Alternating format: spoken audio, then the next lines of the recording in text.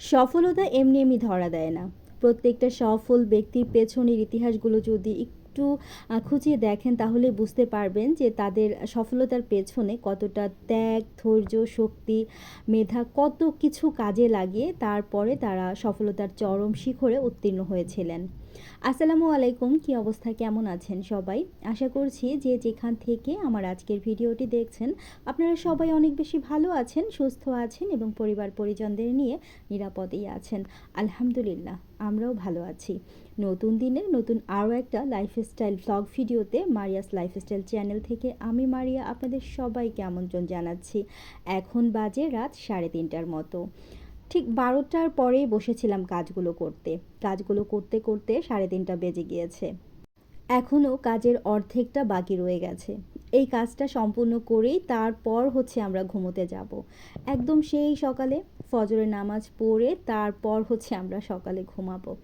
3 থেকে 4 ঘন্টার মতো। তারপরেই কিন্তু আবার কর্মব্যস্ত আরও একটা দিন শুরু হয়ে যাবে। এভাবেই করে আমার দিন যাচ্ছে। আপনারা অনেকেই আমার কাছে জানতে চেয়েছেন, আমাকে অনেকেই বিজনেসটা যখন শুরু করেছি তখন থেকে অনেকেই আমাকে নক করেছেন, অনেকেই আমার কাছে জানতে চেয়েছেন যে আপু তুমি কিভাবে কি করছো, কেমন করে তোমার দিনগুলো যাপন করছো। আপনাদের সাথে তো আমি আসলে ভিডিও শ্যুট করে একটা ভিডিও যে রেডি করে শেয়ার করব সেই সময়টাও পাচ্ছি না, আপনারা সেটা নিশ্চয়ই বুঝতে পারছেন।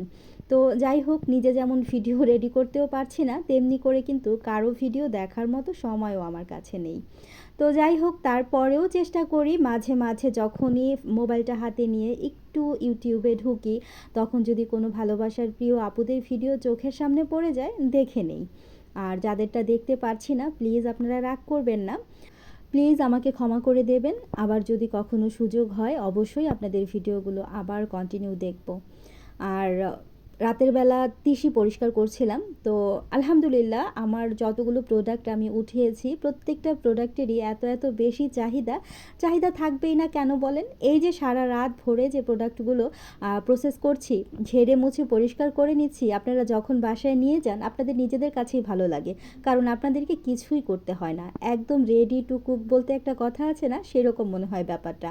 তো এখানে একজন ভালোবাসার প্রিয় আপুর প্রোডাক্টগুলোকে রেডি করছিলাম। এগুলো সব যখন ঝেড়ে পরিষ্কার করে গুছিয়ে নেব তারপর এই প্রোডাক্টগুলো সব আমি একদম বক্স করে ফেলবো, প্যাকিং করে তারপর আপুর বাসায় পাঠিয়ে দেব। আমার এই পার্সেলটা যশোর যাবে। আপনারা সবাই আপুটাকে চেনেন, বাংলাদেশের ব্লগার নাসরিন। গত শুক্রবারে যখন আমি লাইভ করেছিলাম, লাইভ থেকে সরাসরি আপু আমাকে এই প্রোডাক্টগুলো অর্ডার করেছিল। তো আপুর জন্য প্রোডাক্টগুলো এখন আমি রেডি করে নেব। আপনাদের ভাইয়া তিসিগুলো পরিষ্কার করে নিচ্ছিল। আর কতটা পরিমাণ ময়লা থাকে সেটা তো ভিডিও শুরুতে আমি একটুখানি দেখিয়েছিলাম, ভিডিওর শেষ পর্যায়ে আবার দেখতে পাবেন, বা এই যে যে ভিডিও ফুটেজটা ধারণ করছি এইটা যখন শেষ হবে তখনই দেখতে পাবেন।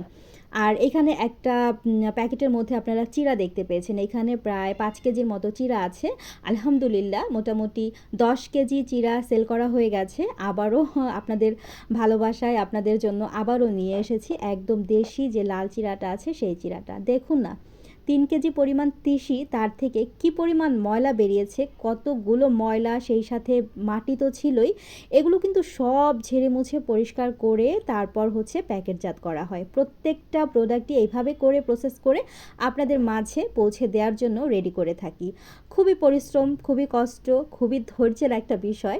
এতদিন ওই যে বললাম, এতদিন আসলে ভিডিওর জন্য আমি রাত জাগতাম, এখন কিন্তু আমাকে রাত জাগতে হচ্ছে আমার ছোট্ট এই বিজনেসটাকে একটু একটু করে বড় করে নেব, সেই জন্য। আপনাদেরও আলহামদুলিল্লাহ অনেক বেশি সাড়া পাচ্ছি, আপনারা অনেক অনেক বেশি সাড়া দিচ্ছেন। অনেকেই আমার কাছ থেকে প্রোডাক্টগুলো নিচ্ছেন, অফলাইন অনলাইন দুই জায়গা থেকেই আমি আপনাদের সবার ভালোবাসা পাচ্ছি। এর চাইতে বড় প্রাপ্তি মনে হয় না একজন উদ্যোক্তার আর কোনো কিছু আছে। আমি নিজেকে ছোটোখাটো একজন উদ্যোক্তা মনে করি।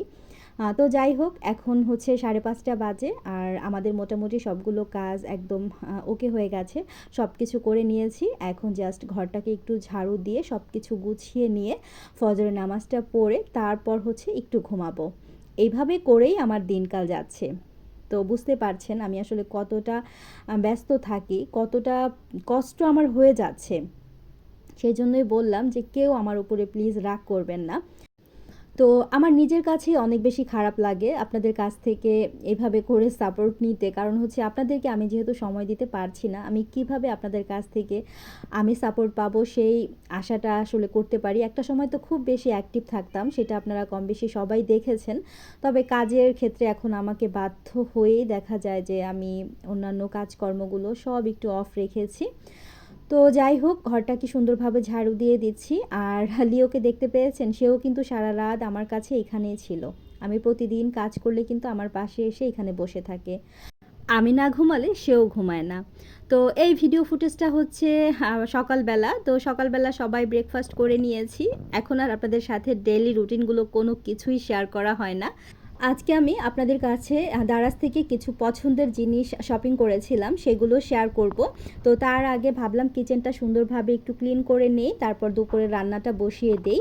দুপুরে রান্নার জন্য যে খুব বেশি আহামরি কোনো কিছু করতে পারছি সেটাও না। দুপুরবেলা বা রাতের বেলা যখনই হোক না কেন আমি একবেলা রান্না করার জন্য সময় পাচ্ছি। আর সকালের নাস্তাটা এখন ম্যাক্সিমাম সময় দেখা যায় বাহির থেকে কিনে আনা হয়। যেহেতু ফজরের নামাজের পরে ঘুমোতে ঘুমোতে ৬টা বা ৬:৩০ ৭টাও বেজে যায়, এমন এমন দিন আছে। তো তারপরে ৩ ঘন্টা ৪ ঘন্টা ঘুমানোর পর আর এনার্জি থাকে না যে উঠে নাস্তা বানাবো, তারপর হচ্ছে আবার আমি দুপুরে রান্নাবান্না বসাবো।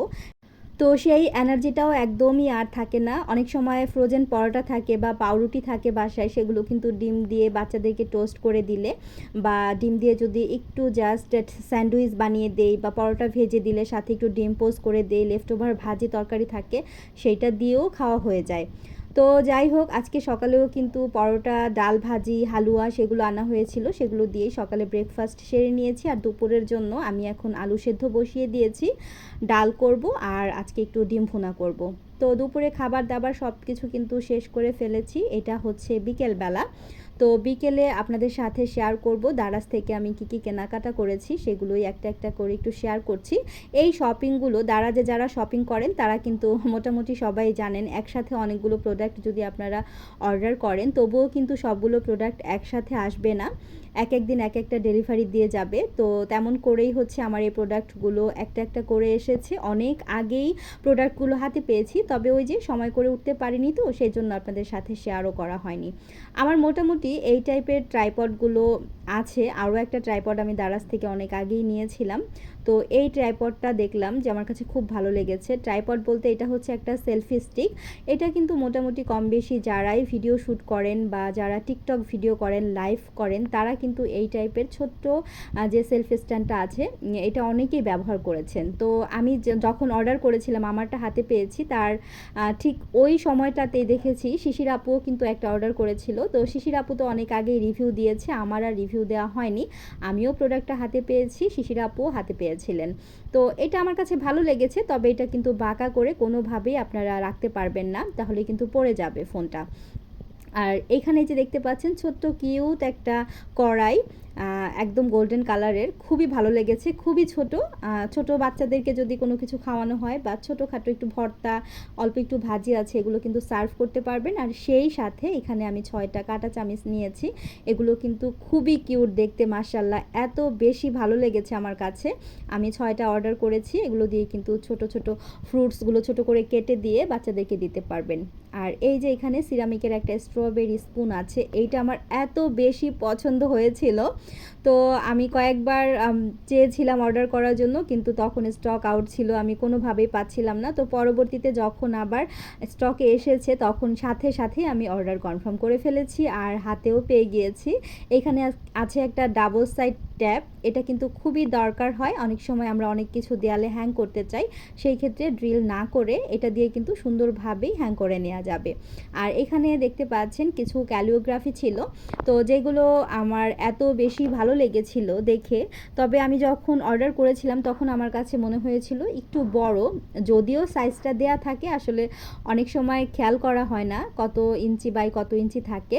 তারপরেও আমার খুব ভালো লেগেছে, হাতে পাওয়ার পরে অনেক অনেক বেশি ভালো লেগেছে। এখানে মোট প্রায় 9টার মতো ক্যালিওগ্রাফি আছে, যেগুলো আমি আমার ড্রয়িং রুমে দেয়ালে হ্যাং করব। তো এখনও হ্যাং করা হয়নি, অবশ্যই যখন হ্যাং করব আপনাদের সাথেও শেয়ার করব। সাইজটা একটু দেখিয়ে দিচ্ছি আপনাদেরকে, দেখুন হাতটা ধরার পরে জাস্ট কতটুকু আর কি বড় জিনিসগুলো। তবে 9টাই যখন সুন্দরভাবে সেট করে নিব দেখতে কিন্তু অনেক বেশি ভালো লাগবে। আর এখানে যেহেতু আরবি অক্ষরে আল্লাহ পাক রাব্বুল আলামিনের পবিত্র নাম লেখা ছিল, মুহাম্মদ সাল্লাল্লাহু আলাইহি ওয়াসাল্লামের নাম লেখা ছিল, কিছু কিছু ছোট ছোট দোয়া লেখা ছিল, যেগুলো আমার কাছে বেশ ভালো লেগেছে। এর পরবর্তীতে আপনাদের সাথে আমার অনেক অনেক পছন্দের একটা জিনিস শেয়ার করছি। এই যে দেখতে পাচ্ছেন, এটা হচ্ছে মিনি সুইং মেশিন। এটা আমার এত বেশি ভালো লেগেছে, এটা অনেক দিন ধরেই আমার ইচ্ছে ছিল এরকম একটা ছোট্ট কিউট মেশিন আমি অর্ডার করব। তো হঠাৎ করেই দারাজে আমার চোখ পড়লো। তো যখনই দেখেছি যে এটা একটু জাস্ট আমি অফারে পাচ্ছি, যে প্রাইসটা আছে আমি এখান থেকে কিছুটা পরিমাণ ডিসকাউন্ট পাচ্ছি, আমি সাথে সাথেই কিন্তু অর্ডারটা লুফে নিয়েছি। আর এইটার রিভিউগুলো এত ভালো ছিল, যেটার কারণেই আমি হচ্ছে মূলত অর্ডার করেছি। আমি অনেককে দেখেছি, অনেকেই কমপ্লেন করেছে দারাজ থেকে কোনো প্রোডাক্ট অর্ডার করলে তাদের সেই প্রোডাক্টগুলো ভালো কোয়ালিটির হয় না। তবে আলহামদুলিল্লাহ, আমি যত দিন থেকে দারাজ থেকে কোনো অর্ডার কনফার্ম করেছি, কোনো প্রোডাক্ট নিয়েছি, সবগুলোতেই আমি স্যাটিসফাই। আমার কাছে প্রত্যেকটা প্রোডাক্টই অনেক বেশি ভালো লেগেছে। তবে আমি যে কাজটা করি, সবসময় দারাজ থেকে কোনো কিছু অর্ডার করলে রিভিউগুলো চেক করি। যখন দেখি যে না, রিভিউগুলো খুবই ভালো আসে, তখনই আমি চেষ্টা করি দারাজ থেকে অর্ডার করার জন্য।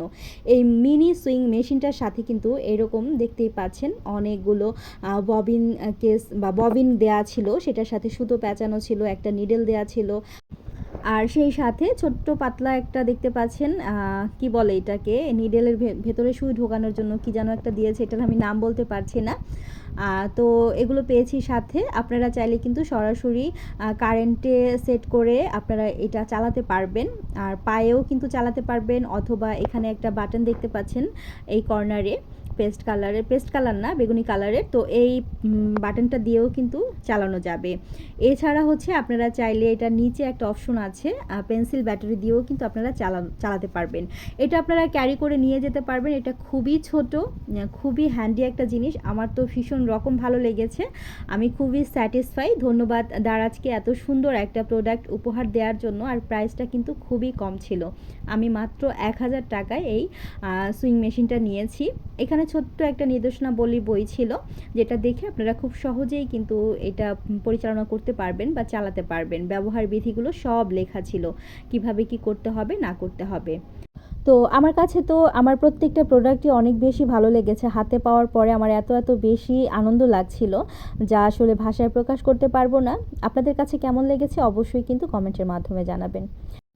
ভিডিওর এই পর্যায়ে এসে আপনাদেরকে একটা দুঃসংবাদ জানাতে চাই।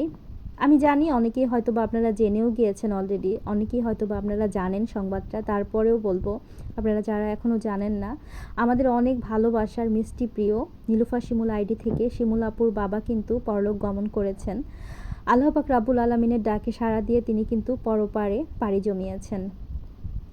আমি জানি না ব্যাপারটাকে আমি আসলে কিভাবে আপনাদের সামনে প্রেজেন্ট করব, কোনোভাবেই আমি আসলে এটার ব্যাখ্যাও করতে পারবো না, বলতেও পারবো না। যখন থেকেই খবরটা শুনেছি তখন থেকেই প্রতিদিনই মনে হচ্ছে যে আপুকে আমি একটা ফোন দেই, একটা কল দিয়ে কথা বলি, কিন্তু আমি বুঝতে পারছিলাম না যে আপুর সাথে আমি ফোনে কিভাবে কথা বলবো। এত হাসি খুশি মেয়েটা হঠাৎ করেই যখন কান্না জড়িত কণ্ঠে একটা কথা বলবে, সেটা সহ্য করার মতো ক্ষমতা হয়তো বা তখন আমার থাকবে না, আমি কোনোভাবেই না সহ্য করতে পারবো না। তো আপুকে আমি আসলে ফোন দিতে গিয়েও কোনোভাবেই ফোন দেওয়ার সাহসটা আসলে ওইভাবে করে পাচ্ছিলাম না। তারপরেও আপুকে আমি ছোট্ট একটা মেসেজ করেছিলাম যে আল্লাহ আসলে যা করেন ভালোর জন্যই করেন, আল্লাহর সিদ্ধান্তের উপরে আমাদের সবারই সন্তুষ্ট থাকা উচিত। অবশ্যই আল্লাহ পাক এর মাঝে ভালো কিছু রেখেছেন। আল্লাহ চান না তার প্রিয় বান্দারা এই নোংরা দুনিয়াতে থাকুক, তিনি চান তার প্রিয় জিনিসটাকে, প্রিয় বান্দাদেরকে তার কাছে নিয়ে যেতে।